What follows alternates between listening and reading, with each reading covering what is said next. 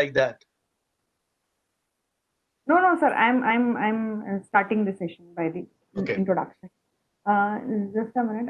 Amit sir, Vivek sir, can you please start YouTube live streaming?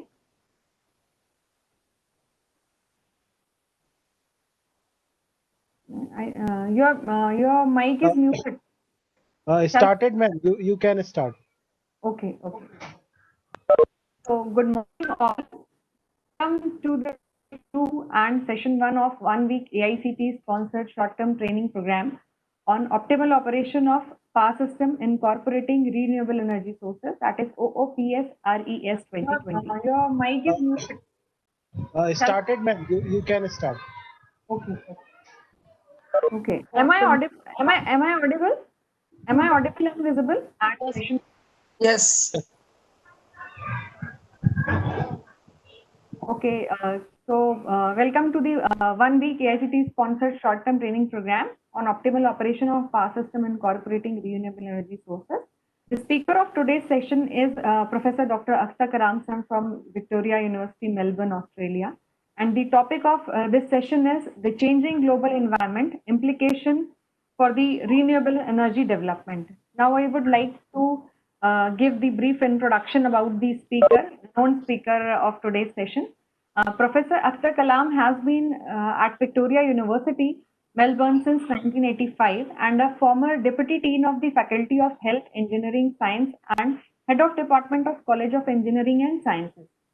He is currently the Head of External Engagement at the College of Engineering and Science, VU. He is also current Chair of Academic Boards in Engineering Institute of Technology, Perth, Australia. Again, he is the Editor-in-Chief of Australian Journal of Electrical and Electronics Engineering. Further, he has distinguished professorship position at University of New South Wales, Sydney, Australia, MRF Punjab Technical University, Bhatinda, Crescent University, Chennai, and VIT Vellore in India, and 5 other Malaysian universities. Again, he is currently the editor-in-chief of the Australian Journal of Electrical and Electronics Engineering. He has a wide experience in educational institutions and industry across 4 continents. He received his BSc and BSc Engineering from Calcutta University and Aligarh Muslim University, India, and PhD at University of Oklahoma, USA, and the University of Bath, UK. He has worked with Ingersoll Rand and other electrical manufacturers. He had held teaching appointments at the University of Technology, Baghdad, Iraq, and Capricornia Institute of Advanced Education, Rockhampton, Queensland. He is regularly invited to deliver lectures, work on industrial projects, and examine external thesis overseas. His main area of interest are power system analysis, communication, control, protection, renewable energy, smart grid, IEC 61850 implementation, and cogeneration systems. In 2017, he was invited by Jamia Millia Islamia, New Delhi, India, to deliver the highly acclaimed global initiative of academic network GIAA program on advances in power electronics and renewable energy sources. He has been actively engaged in the teaching of energy systems to undergraduates, postgraduates, and providing professional courses to the industry, both in Australia and overseas. He regularly offers continuing professional development and masterclass courses on power system protection and renewable energy, IEC, congestion and gas turbine operation, and PBL in engineering education to practicing engineers, the Energy Supply Association of Australia, and Australian Power Institute. He also runs postgraduate distance education program in power system protection for ESAA. He has conducted research, provided industrial consultancy. He has published over 542 publications on his area of expertise and written over 26 books in his area. More than 35 PhD students have graduated under his supervision, and he is an external examiner of many external doctoral students in India and overseas. He provides consultancy for major electrical utilities, manufacturers, and other industry bodies in his field of expertise. Professor Kalam is a fellow of EA, IET, AIA, and a life member of IEEE, NER, APEC engineer, and INTPE Australia, and a member of CIGRE AP B5 study committee. We are fortunate to have you here with us today, sir. Thank you for being with us, and please, I welcome you all of the Department of Electrical and Electrical. Thank you so much, sir, for joining. Over to you, sir. Thank you very much. Can you hear me, Niti? Yes, sir, you're audible. Okay. Um, Dr. Dugaya, dignitaries, media, and all of the delegates that are there from all over India and overseas, can I give you my greetings, the best greetings of all? Namaskar. Also, for those of you who are from South India, Vanakam, others, Assalamu alaikum, Sasyakal ji. These are only 4 or 5 different ways that I can give you greetings. There are other greetings in India. If I do all the greetings, then I'll have to spend another 2 hours in greetings. So I'll go back to my topic. My topic is very relative in the sense that the whole global environment is changing, and the reason is very simple, and I want to make it clear that you understand that in 2005, 18% of our energy used to come from renewables. In 2000,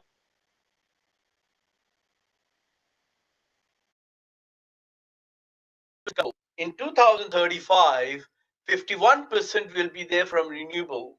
And in 2050, 73% of our energy will be from renewable. So with that sort of thing, I think renewable is going to make a huge impact. And in countries like Australia, in 2050, we are looking at 100% renewable energy. So there is a huge changes in the power industry. There's no doubt about it. The whole of the power sector that you see today is quite different from the power sector of yesterday. Now, we have gone through a lot of revolution of waves in electrical industry. This was the beginning of electrification. At that time, we had look at that, going back, sorry. This is the beginning 3-phase generators. Then in the 20s, we had synchronous AC systems, and we had all the HVAC transmission system at that time. In 70s, the good old HVDC came, and with the HVDC, we had interconnected grid. Then in 2010, we were looking at clean and efficient fossil age. At that time, we brought in CCPP with efficiency greater than 60%. Then in 12, we have multiple stakeholders where a lot of wind turbines were coming in. And now the wind turbines are available, which is greater than 10 megawatt. Now the region is on energy cells. This is the age of the digital period, the era of digitalization, when we are seeing a lot of microgrids and others coming in.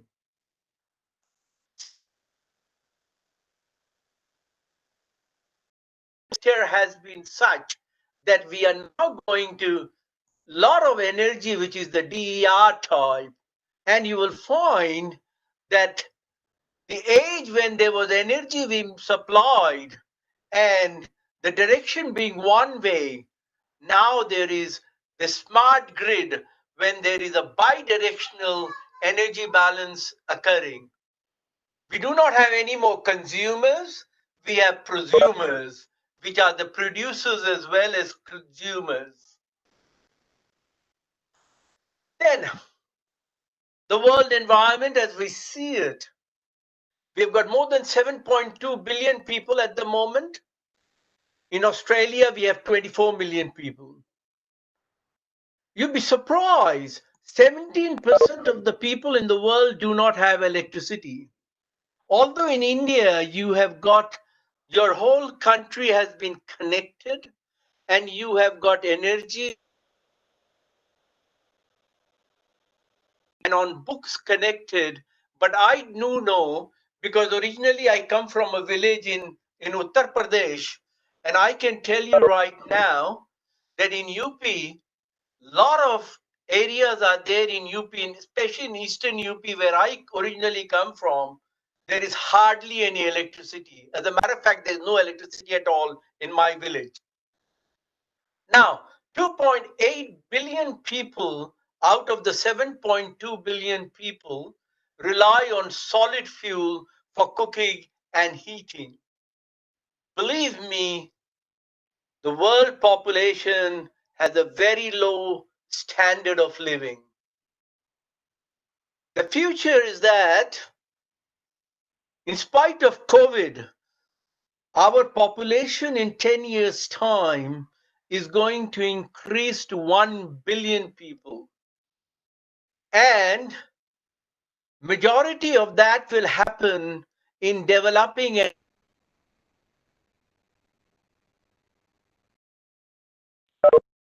come across 10 billion in 2050. Electricity consumption and demand will increase by 200 to 300% of the present world capacity.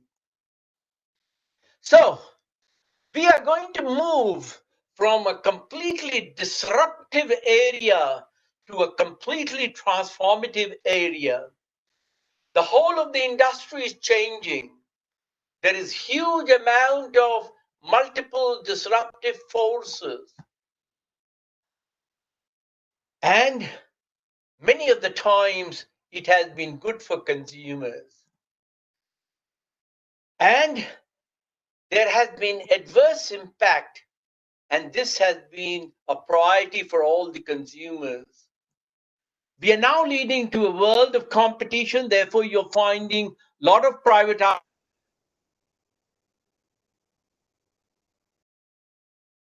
And in Australia, we are producing of leadership.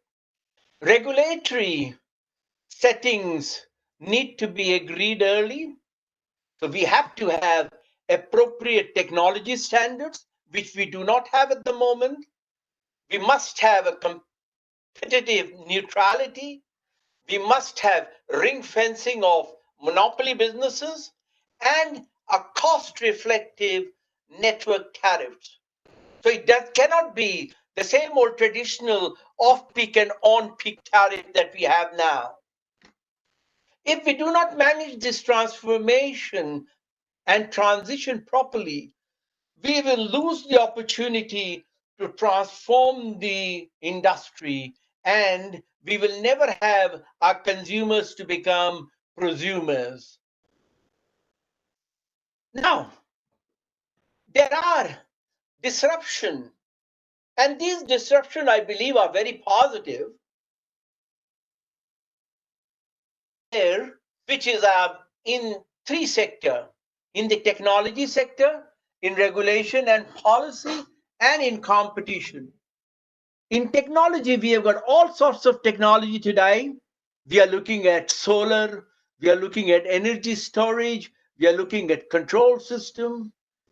In regulation and policy, we are looking at huge tariff structures, especially with the coming of electric vehicle. You will find new type of tariff structures coming in. We have power of choice. I told you, consumers will become prosumers. Then there will be a lot of carbon reduction requirement.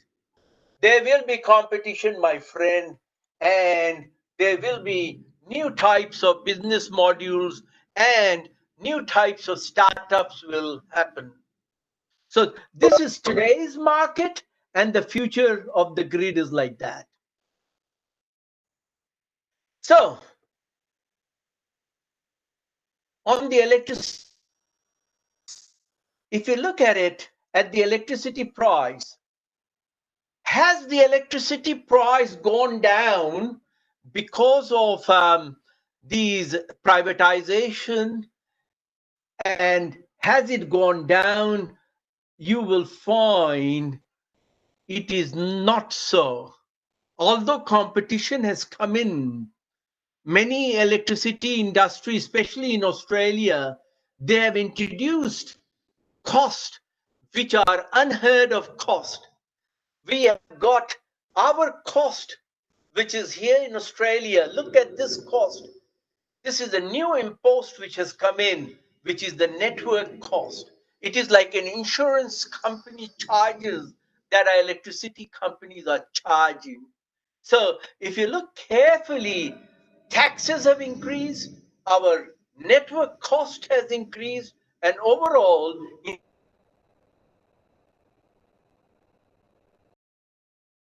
price, in fact, has gone up. In India, the situation is very similar. Now, if you look at the cost of living and the cost of electricity, you will find that the electricity cost used to be in par in the early ages with the cost of the CPI. Now, if you look at it in recent time, electricity cost is much higher than the CPI index. Now, what is the way that we can avoid bad disruption? And I don't want to go into all of that, but we must have appropriate standards. We must give competitive neutrality. That means the different providers of products and services in market must compete only on merit. There must be ring fencing of the monopoly business, which means the monopoly business should not be allowed to use the regulated funds in contestable market. And the cost should be reflective of the network tariff. And that is very important that we do that. So if you look at the GDP per unit of energy usage, if you look at countries like India, it is 6, which is very high. Look at countries like UK is about 12. Now, let us look at the ecosystem, because now we have got the two forms of energy, the non-renewable form and the renewable form.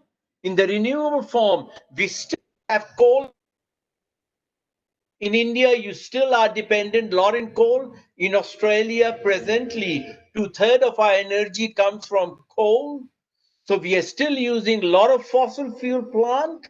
We are going towards solar and wind predominantly. We do not have too much water in Australia. In India, you do have a lot of water. So you have hydro system. But in Australia, we do not have, we only have one main river, the Snowy Mountain region, which comes from the Snowy Mountain, the River Murray, which is connecting the eastern side of the country. And we do not have too much of them. But we are going to use that as storage system in the hydrogen pump storage system. So we are using substantial amount of fuel cells and geothermal in our research capability labs at the moment, and this will come in the future. So the whole ecosystem of the energy, and countries like India must come up with a global perspective. And there's no doubt about it, we have to look at CO2 emissions. And as was mentioned yesterday in one of the addresses that was given, where people were talking that there is no other option. There was no option. The chief guest was addressing the guy from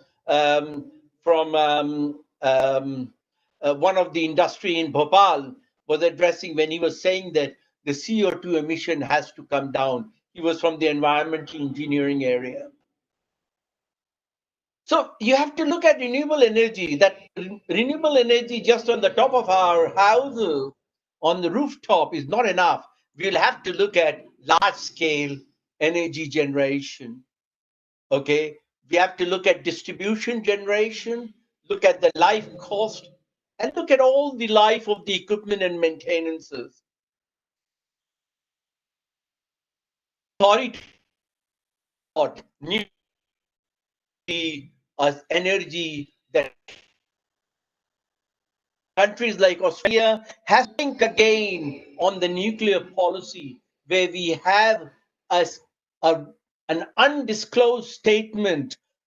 We need to pass legislation to allow nuclear power station to come up. Australia does not allow any nuclear station, therefore you will not see any nuclear power station in Australia, with the exception of one which is in Lucas Heights. It's a small 5 megawatt nuclear plant which is there in New South Wales.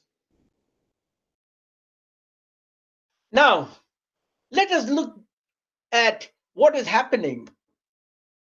If you look closely, in Germany, which was a very highly nuclear type of country, 11 decided to get out of the nuclear race and go to renewable energy. The chancellor decided that she will be promoting nuclear energy. So a lot of rooftop solar, a lot of solar, wind, etc. came in Germany. And that is, I use the word 2011. I hope you can understand what happened in 2011. 11th of March 2011, Fukushima disaster took place. And because of that Fukushima disaster, you had most of the nuclear plant which was to come online was shelved. But I think in due course, they will be coming back. So if you look, there's no doubt about it that predominant countries in the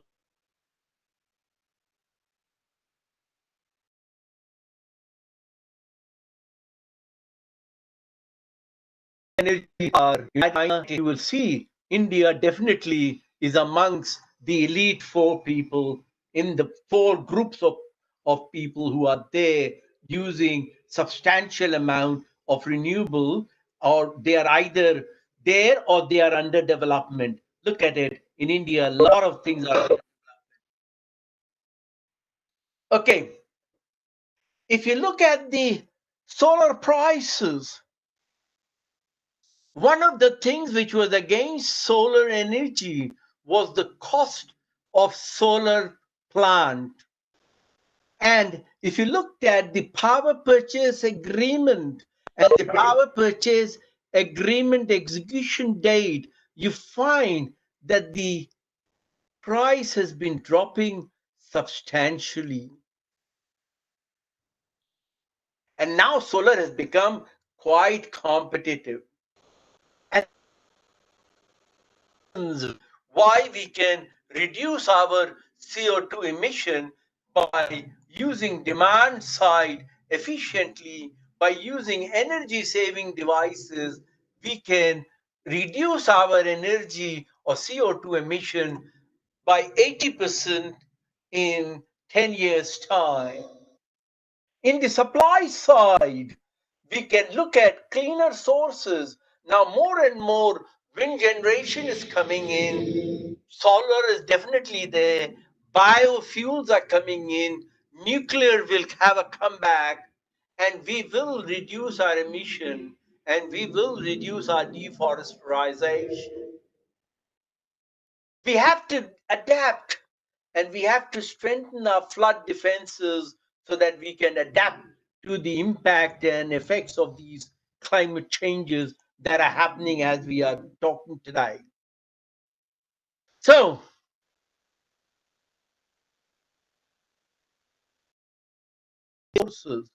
you will find that you are going to look at 60% of them coming from lightning, mileage, etc., in transportation, the lightning, the industrial motors, and the rest of them are insignificant.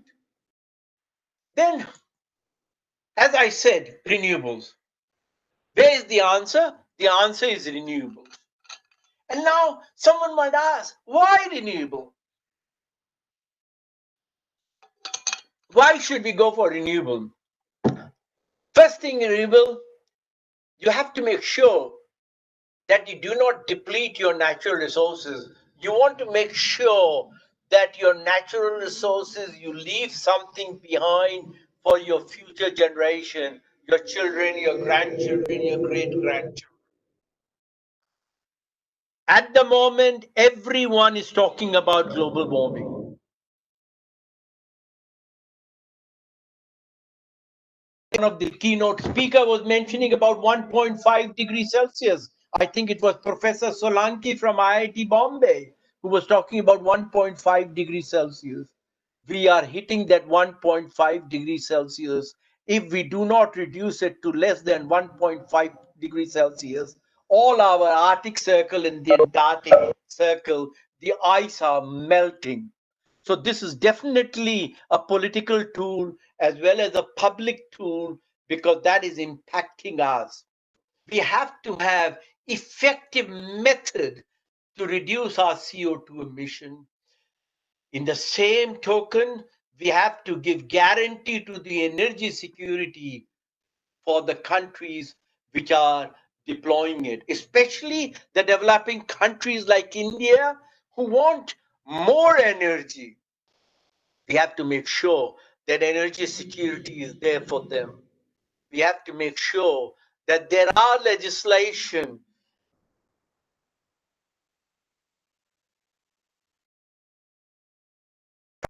So let us look at the key renewable energy sources. And I don't want to go too much into detail of that, but I will give you pros and cons of each of them. The first one that I want to mention is solar. Whether it is PV, whether it is CSP, whether it is CSV, whether it is solar thermal, whatever it is, solar energy is a great form of energy. Then wind power. Everyone thinks in terms of onshore wind power. A more effective way would be offshore wind farm, which could be on the sea or the ocean coast, where you have uniform form of wind coming in. As you understand, power is directly proportional to the cube of the velocity of the wind. So if your velocity of the wind increases,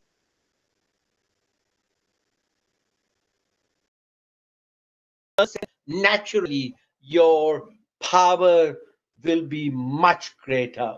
Then we are looking at biofuels. The first generation, we were looking at the agricultural crops. Then we're looking at feedstocks. Now we are looking at algae, especially in water formation, where a lot of algae formation, algae could be an ideal biofuel. And naturally, hydropower. As I mentioned in the beginning, that hydropower in Australia is a small extent. We would like to use the hydropower for a pump storage system. Now, let me do the solar. Okay, there are two types. One is through PVs, the other is through the thermal panel. Okay, it was expensive compared to conventional sources. This is one of the questions that will always come. Tell us how much it is going to cost us if at the moment I can tell you with Australian prices, we can produce energy in our thermal plant between 2 to 4 cents a unit. Can you produce with your PV 2 to 4 cents a unit? The cheapest you can do is about 40 to 50 cents a unit. So that becomes pretty expensive. But advances in technology has been there, and a lot of certainties have come from government which has increased the penetration of solar in our market today. And this is a typical example how a PV system works. And remember, whenever you have solar system, and everyone talks about solar system on the top of their roof, and I say more important than the solar system is that battery. Always have that in conjunction with the solar system, or else it is most ineffective. I think it is to have a PV without the batteries. Okay, then we look at solar thermal. This will be to reflect mirrors on a heating fluid, looking at liquid salt medium, which in turn generates steam so that you can propel turbines. You can look at literally at the desert of Rajasthan and other places in India where you can produce a lot of solar thermal. So let us see, what are the pros for solar? No doubt about it, it is the most widely available source of energy. Okay. Location, siting is not limited. Potential for decentralized power generation is there. You can store energy, as I mentioned, in the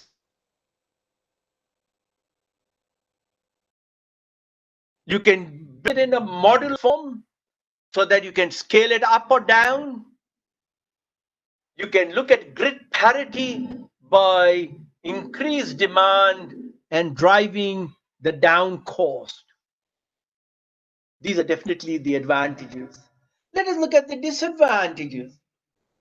As I told you, it is expensive. Front up cost is there. You can't use for base load power unless and until we look at energy storage. We have done that in South Australia when we have got a 100 megawatt battery storage plant, one of the largest in the world. We are now building a 150 megawatt battery storage plant using lithium ion.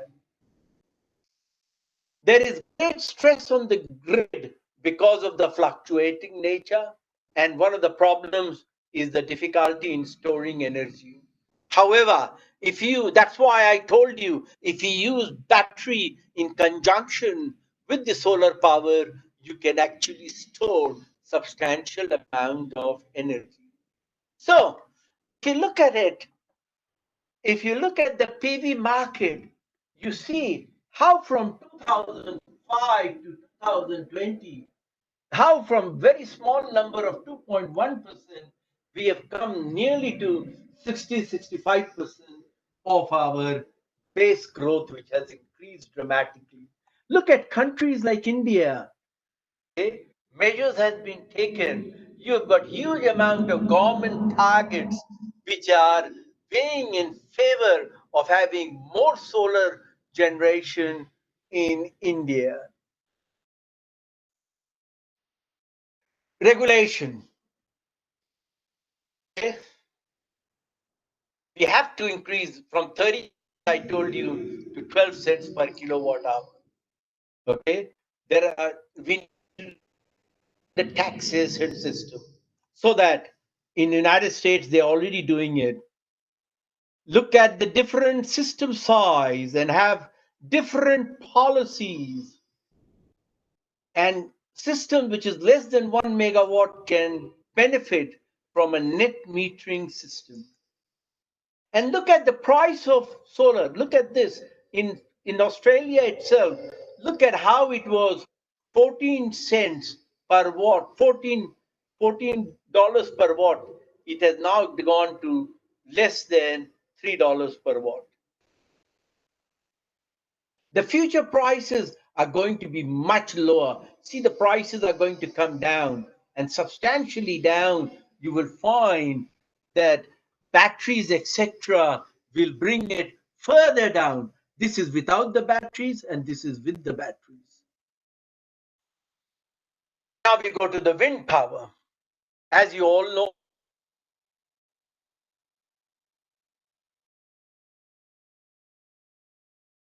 this is the China in the United States. The size is increasing. We are talking about 10, 12 megawatt of single turbine, no more 1 or 2 or 3 megawatts. We are looking at competitive alternative to more traditional methods of power generation. What The problem is wind production because this is an unpredictable item. So utilization rate is only 25 to 35%. Conventionally, you would use wind turbine, again using wind turbine, so you get a AC directly to the grid. Now, if you look carefully, the countries which has gone full steam ahead is China and US. Again, India is not far behind.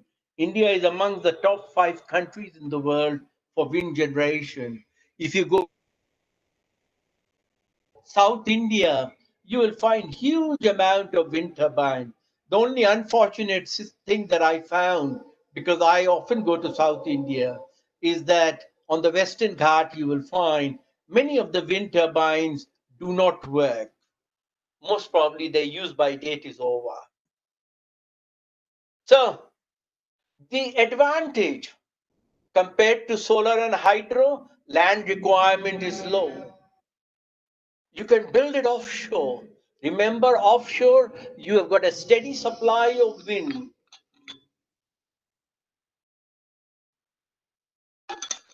The fluctuation is a lot less than solar.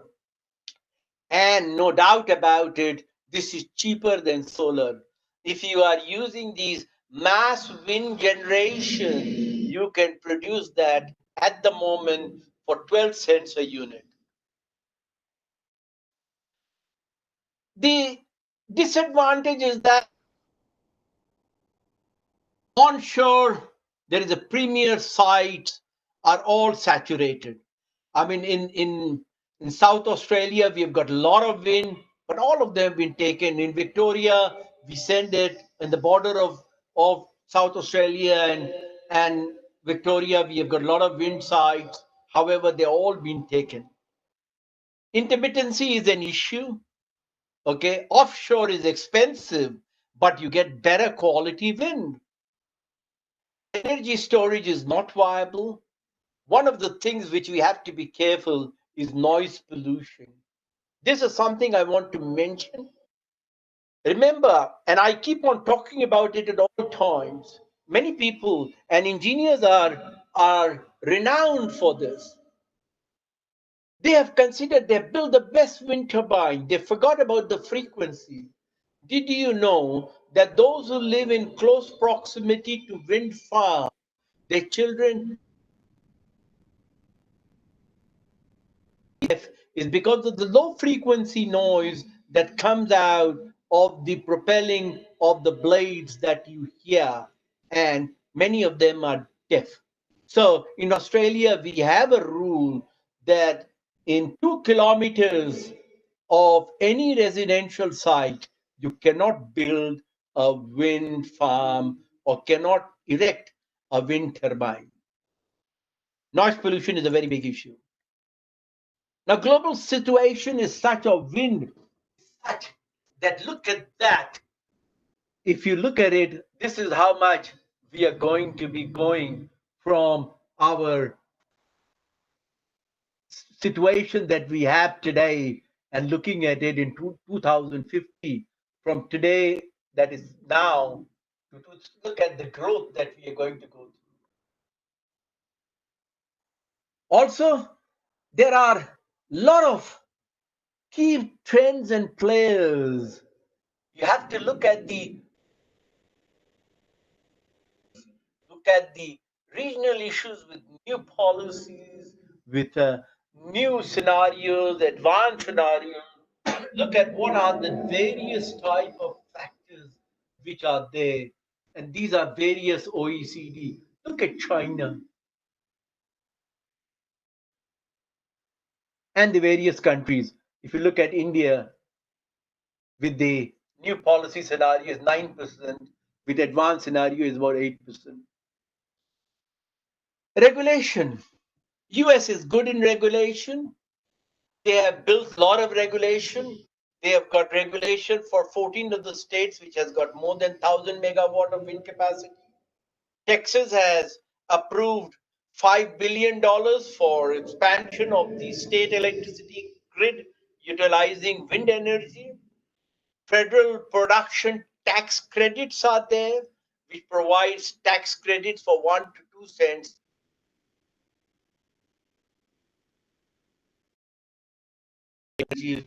So then the biofuel.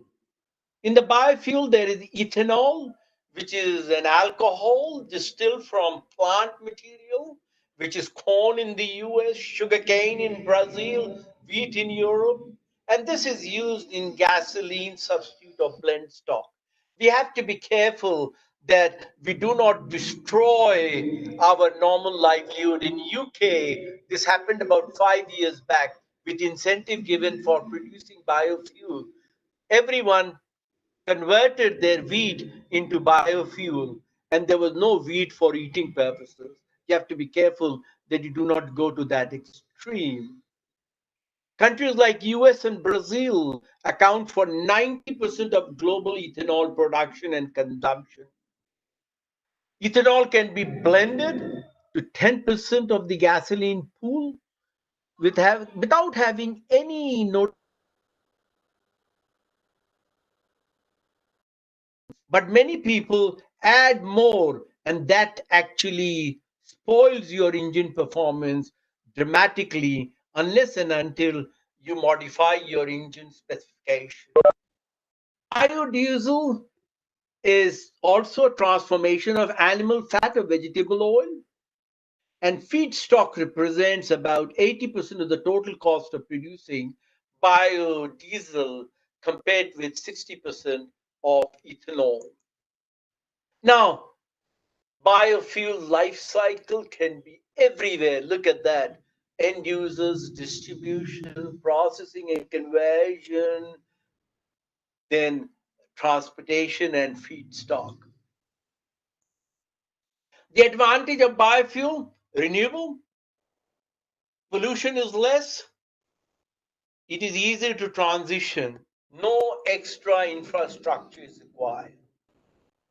The disadvantage is that you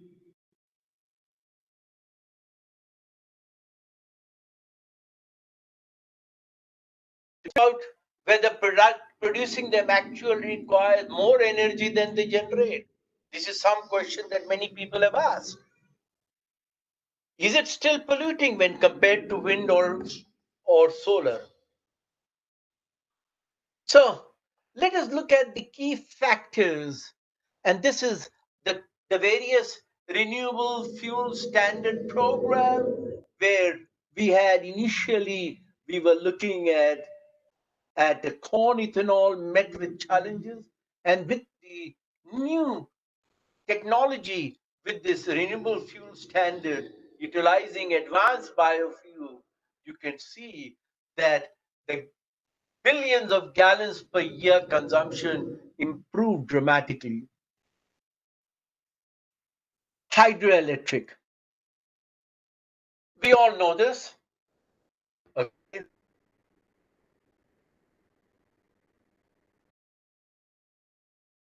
Uh, Storage tank, then stock, and it goes over there to the turbine. The water hits the blade of the turbine that operates the generator, and it goes from the transformers into the power transmission cables to your consumers. And the excess water goes downstream back to the environment or to the nature or for agriculture purpose. And I was talking about if I can utilize this water and pump it up using pumped hydro scheme and bring it back to my reservoir or storage tank, I can reuse this. Can you understand this? So instead of sending directly for agricultural produce, I can take it like that and put it back into my system. You need a pump over here, so you can use that for a pumped hydrogen storage.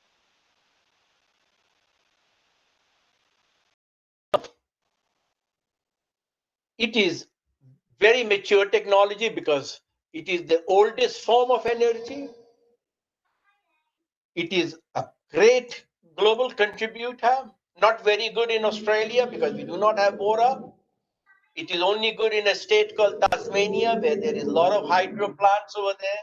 With the exception of that, we do not have too many in Australia because Australia is predominantly a very big desert. The technology is pretty much established. You can switch it on and off depending on the gate itself. And this is the cheapest wherever it is available. This is cheap electricity. It can give you base load and you can produce in large scale. The disadvantage is environmental concern. What happens to dam catchment when it is destroyed? That could be an ecological disaster. Humanitarian implications, okay, because catchment area has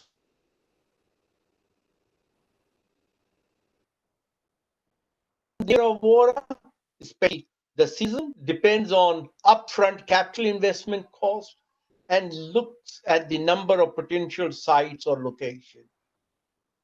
So if you look at world net hydropower generation, you still find that China is still the largest one. Okay, India is not far behind, but definitely not on the top 5.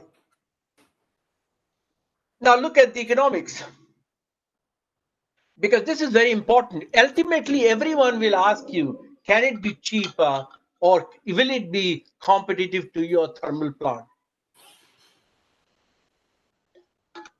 So you have to work out the economics. So naturally, technology is just a small portion of it. You have to look at financial and equity, government subsidies, look at all the various technologies which are available, look at the technology and end users. And that will give, look at that. Everywhere capital is flowing.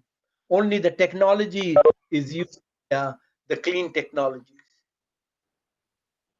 Now, the cost. See, the solar is very expensive. See, the coal, I told you, it's a unit, right? Wind has it's about 12 cents, but if you go for mass generation, it's about 6 cents a unit. Okay, so we have to compare with that. How close can we come to that? Utilization. If you look at the various plant utilization, nuclear definitely comes right on the top. If you look at the cost per kilowatt of the utilization, if it is a will definitely come up. But at the moment, as I mentioned, nuclear is not a passover. So let us look at this. 2020. In 2011, we had the Fukushima disaster. 2020, they went to 35% renewable with no renewables initially. Then Germany is going for 50% renewable, 80% by 2050. And they will find that they will have substantial amount of CO2 reduction. You will find this in Germany now. A lot of wind turbines. Most of the houses have their own PV panels. Okay. Then look at the feed. If you look at the feed on one of the days in a public holiday, you can find this is the load in Germany. 67% of that was covered by renewable. Now, if you look at on a different time when there was lowest renewable in feed, only 0.4% of that was covered by renewable on another day. In Ireland, this is the picture that you have. All around, you will have this type of renewables. You also find huge amount of integration in Ireland. You find all these integration happening. They've got a lot of offshore wind and using solar and hydro combined together. In Sweden, again, you have a lot of HVDC connection to Germany. Then they have Southwest Link, and we have got Basque Link in Australia. These are the various types of scheme that is using ocean thermal power. Shale gas, which is a natural gas, which is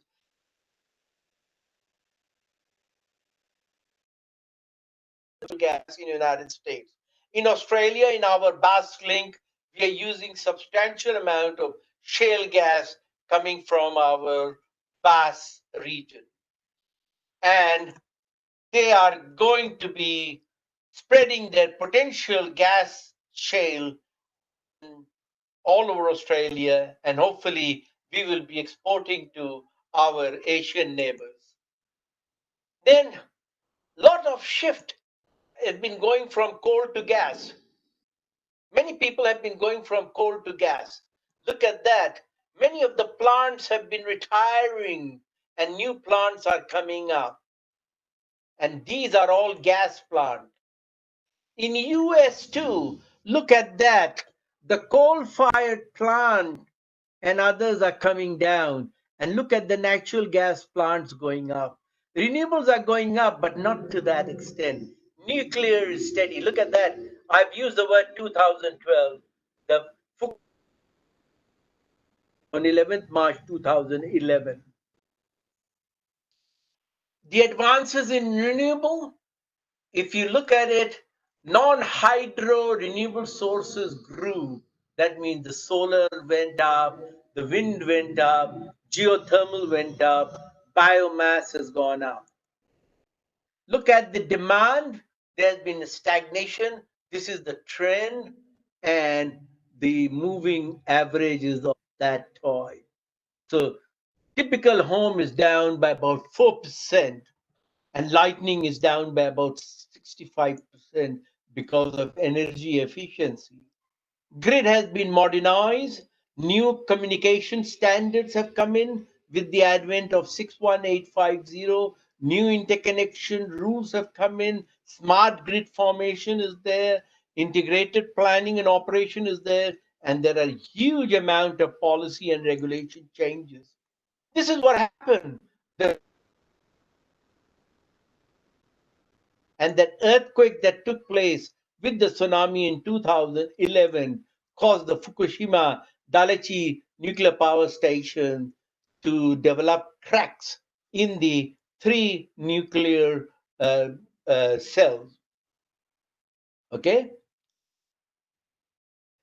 Then the Fukushima disaster took place in such a way that there was a lot of radiation and severe accident took place, and the power plant was closed down.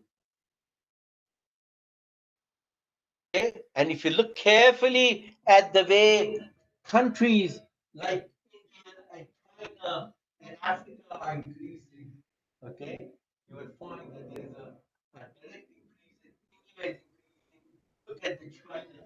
Look at the Sir, there is a problem. Excuse me, sir. There is some problem in the sound. Sorry. I go near the screen because I can't read.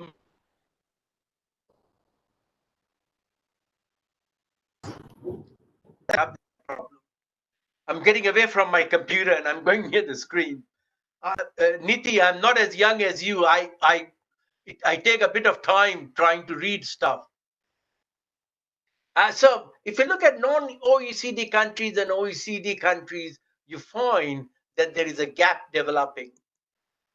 Okay, look at China and look at the push that they have. Look at the way they have gone. This was their nuclear push, and look at now they've gone for wind. And you will see a difference in a minute. You will see this is their load center, and they're getting wind from all around this region. Different types of wind generation they've got over here. Okay, this was the three gorgeous dam that they had. This is a beauty. This is a beauty in terms of energy generation using hydro scheme. And look at the pollution they had. Now,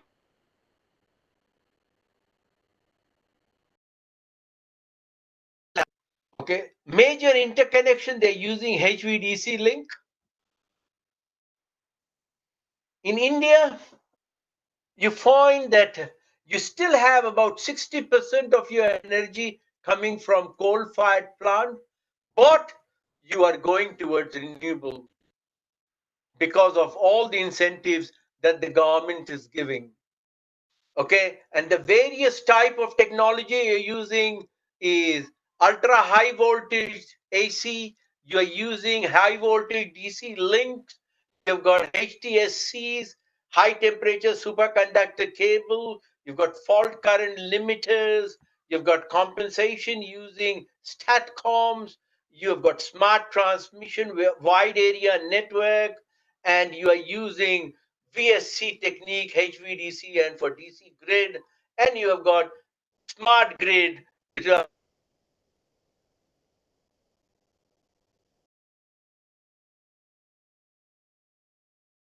using DSLR storage. In Brazil, look at the experience they have got. This was the initial experience that they had. In Africa, they are doing the similar thing. This is a look at the house where there's all sorts of a generation happening. This is their township. This is the school, and near the school, they've got all these transmission lines. This is a US city. Look at how complicated it has become. So much pollution is being created. And I enjoy this because this gives me a glimpse of India. I've got an elephant over there with one of my Maruti or something like that going adjacent to it. Now, the question is that can we get 100% renewable? Can we get question? Because if we get 100% renewable, can it be cost competitive? Okay, and the answer to that is yes. Okay, the things that will be important: market, generator has to be closer to the short run marginal cost, price should be close to zero in majority of the periods. How will generators recover cost? How to maintain accurate investment and the system adequacy? So you have to look at a market to work on that, and you have to look at a flow chart that will give you whether high type of renewable will be functionable or not. We think the market probably can function mostly in its current form with a few caveats. However, we need a very strong contract market and an increase in the market price cap. Okay, so is it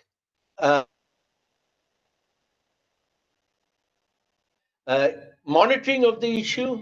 You are going to get new issues which are going to arise. And in summary,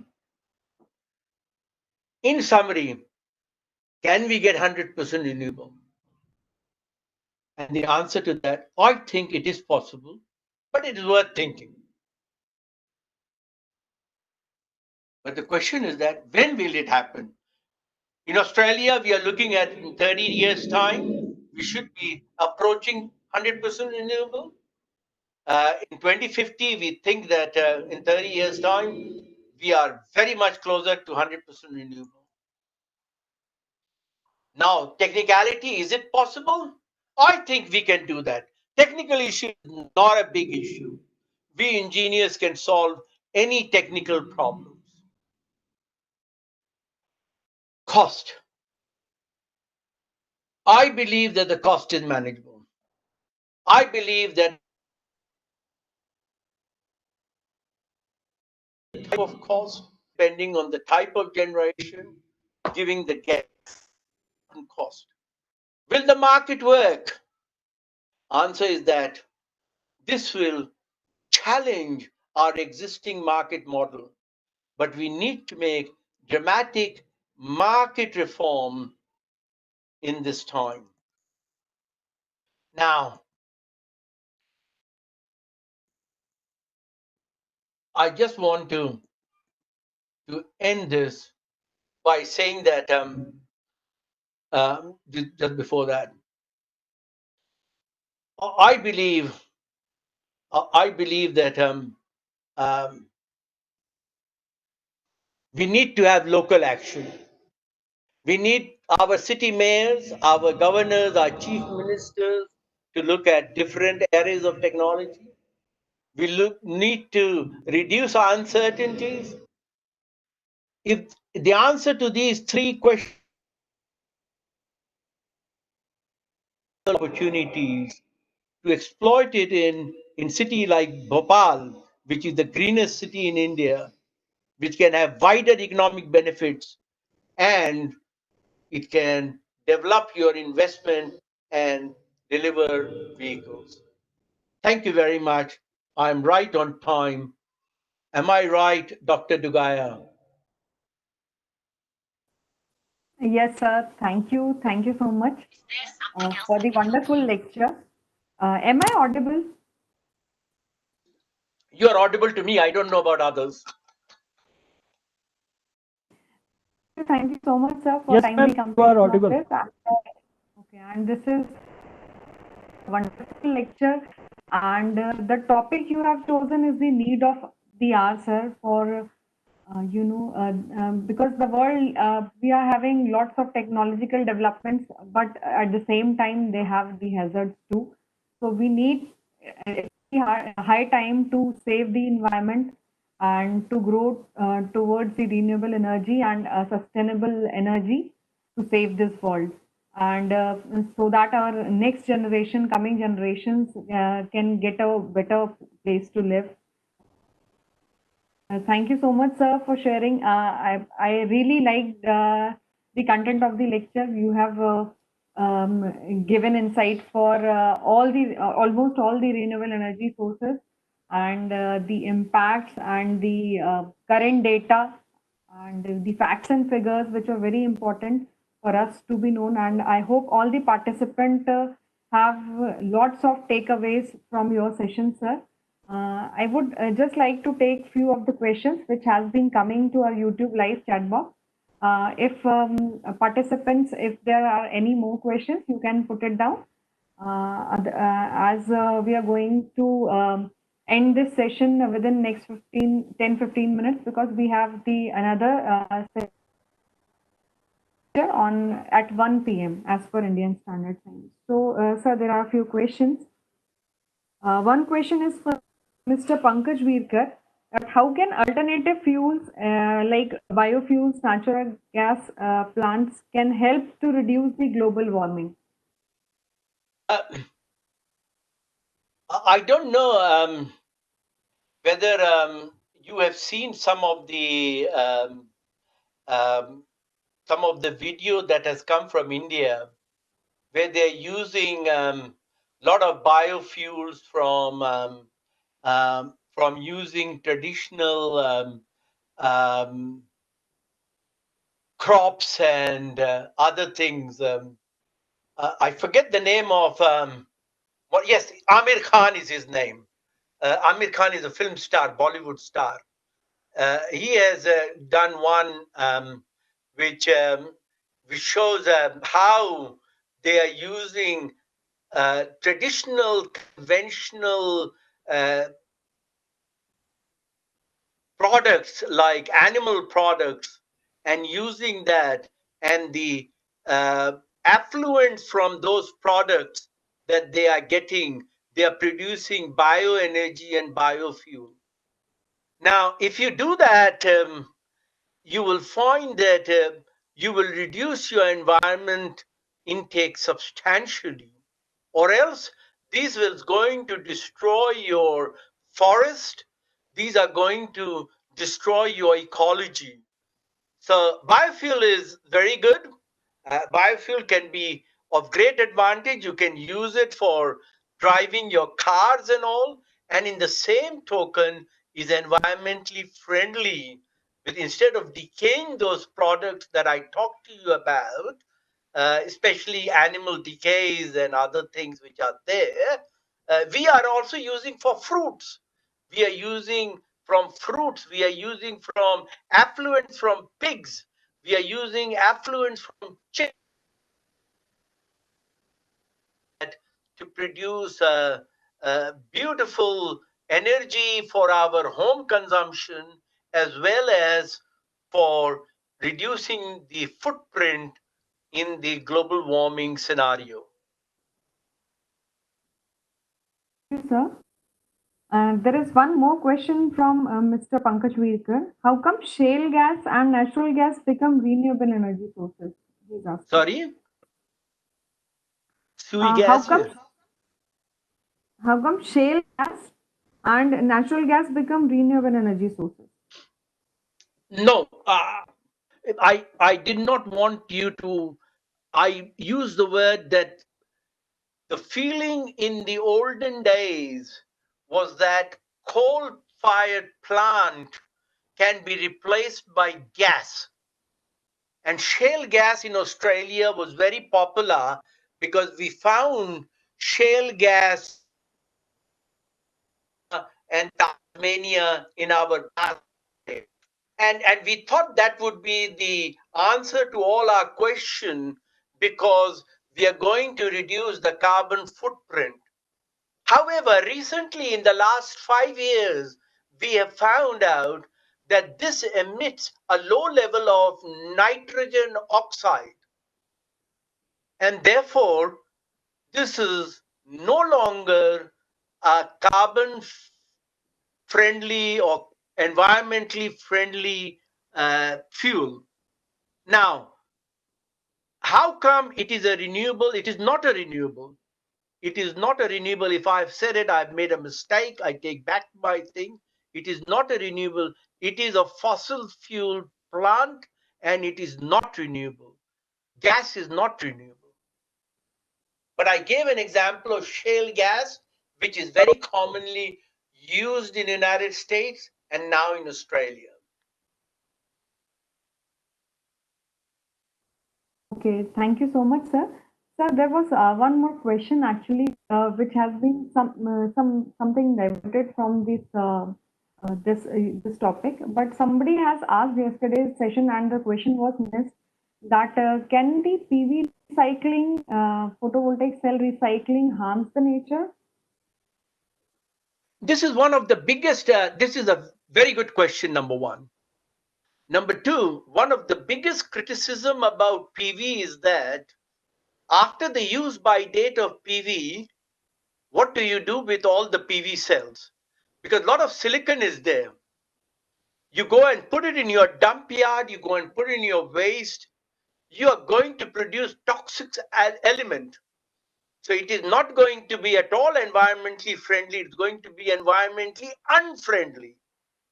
But the advantage of using PV is much more greater than the disadvantage that is because of disposing the old PV cell. Getting 90% advantage and 10% disadvantage. So still you are a winner by utilizing PV. Yes, that is one of this. This is a pet question of everyone. They say that PV is going because it's silicon or anything silicon is problem, and that is a big problem to dispose of the PV cells because after 10 years 15 years normally it doesn't last full time 100% of the time. It will decay before you will find that the efficiency is so low that if the lifespan your manufacturer says going to be 25 years, I think within 10 to 15 years it dies. What do you do with all those PV panels and PV array that you've got on the top of your roof? Naturally, you will dump it in your nearest dump yard. Once you do that, you're going to completely bugger up the environment. And that is one of the, what as I told.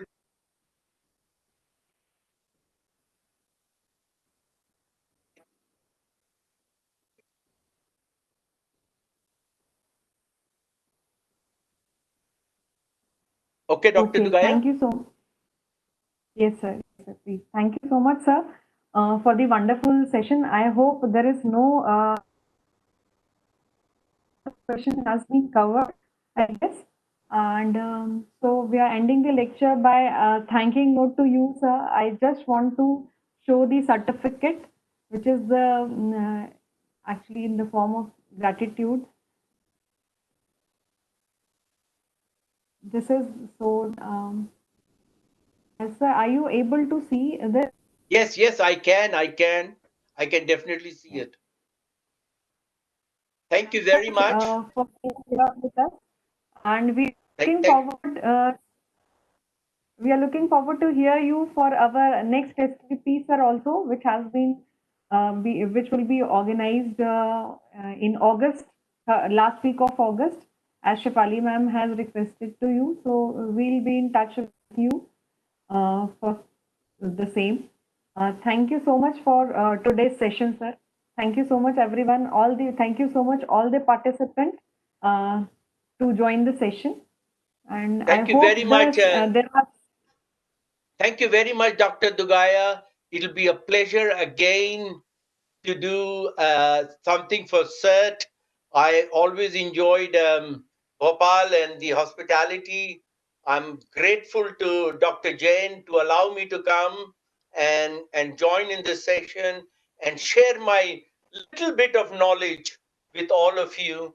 And it's always a pleasure talking to my own home country people and and and and showing them that in India itself, you people are there, but we are just showing you also some new ideas which we are having. Yes. Dr. Jain, who are leading electrical engineering department, she comes with a Kalashnikov rifle on me and she tells me to prepare. This lecture is the first time I gave. Had to prepare it because she came back with such a big plea. I could not say no to her. And I'm very grateful to her that she gave me this opportunity. And I thank all of you. You have done a fantastic job and may God bless you. And let me end again. I started with a South Indian slogan saying Vanakam. I end with a South Indian slogan called Nandri or Shukriya. And thank you very much. Thank you so much, sir. Thank you so much for being so humble and